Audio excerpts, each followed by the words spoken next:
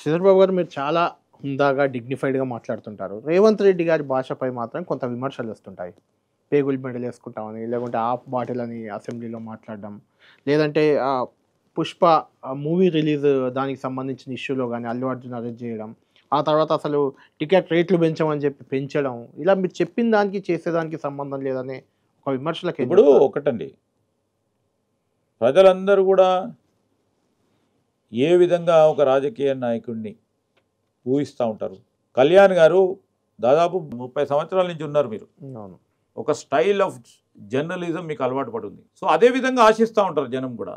So అలాంటి సందర్భాల్లో ప్రజలకు సంబంధించి కూడా ఈరోజు శ్రీధర్ బాబు దూషించడని నా స్పీచ్ కూడా వినేవాడు కూడా ఉండరు. ఉంటున్నారు. మీ స్టైల్ మీదే, రేవంత్ రెడ్డి గారిది రేవంత్ రెడ్డి. సో ఆ స్టైల్లో మాట్లాడుతూ ఉన్నప్పుడు కొన్ని సందర్భాల్లో ఆ విధంగా మాట్లాడకుండా ఉండాలని చెప్పారా వారు కూడా ఎప్పుడైనా? ఆలోచన మీరు చేస్తారు. చెప్పారా ఎప్పుడైనా?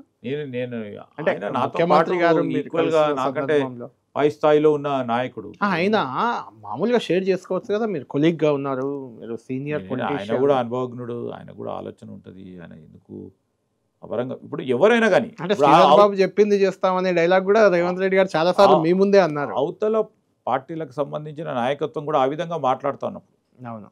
అందరూ కూడా ఆ విధంగా అంటే మాట్లాడుతూ మీరు పుట్టమొదలు మాట్లాడుతున్నాడని మీరు మాట్లాడట్లేదే. ఆ విధంగా మీరు మాట్లాడట్లేదు కదా, మీరు మాట్లాడట్లేదు కదా. నేను మాట్లాడకపోవచ్చు, నేను వారు ఒకటి కాదు కదా. సో అలాంటి సందర్భాన్ని అంటే మారాల్సిన అవసరం ఉందంటారా? కాదండి.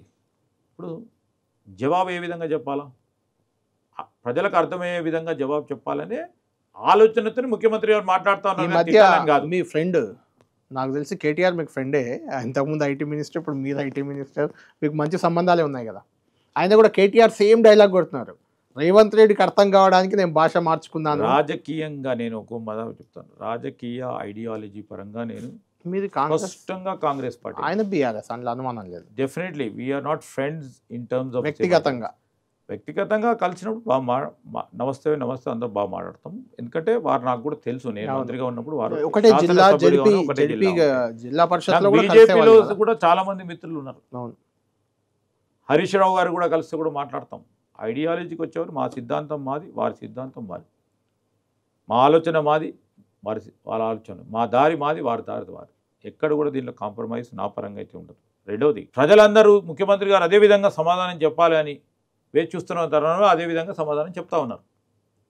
ఆయనకు అర్థమయ్యేలా చెప్పడానికి నేను చెప్తున్నాను, కేటీఆర్ చెప్తున్నారు. అంటే ఈ రాజకీయం వాతావరణం, మాటలు కానీ, లేదంటే ఈవెన్ మీరు అన్నట్టు ఒకరికొకరు కలిస్తే వాళ్ళు పార్టీ మారిపోతున్నారనే ఒక చర్చ.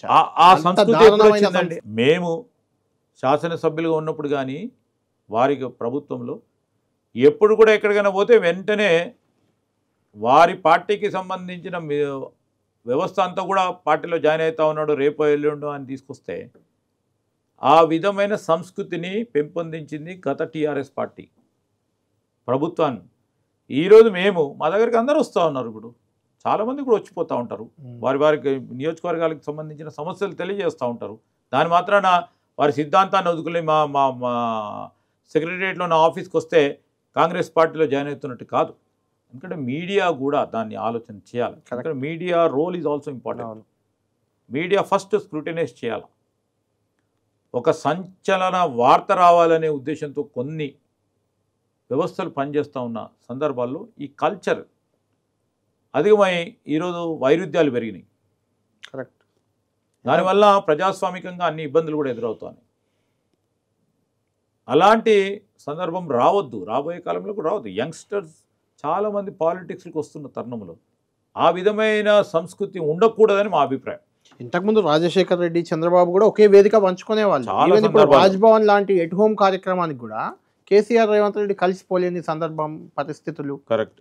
దీన్ని కొంచెం మారాల్సిన అవసరం అయితే 100% మారాలండి. 100% మారాలి. 100% కొత్త సంస్కృతి నిజంగానే ఏర్పాటు కావాలి. ఈరోజు కొన్ని సందర్భాల్లో చూస్తూ ఉంటాం, సెంట్రల్లో కూడా ఆ విధంగా ఉండదు. అవును. కానీ రీజనల్ పార్టీస్ వచ్చే వరకు ఈ సంస్కృతి ఏర్పడుతూ ఉంది. కరెక్ట్. నేషనల్ పార్టీస్లో ఈ విధమైన సంస్కృతి చాలా అరుదుగా ఉంటుంది. కానీ రీజనల్ పార్టీస్ వచ్చే వరకు ఈ విధమైన సంస్కృతి ప్రస్ఫుటంగా కనబడుతుంది.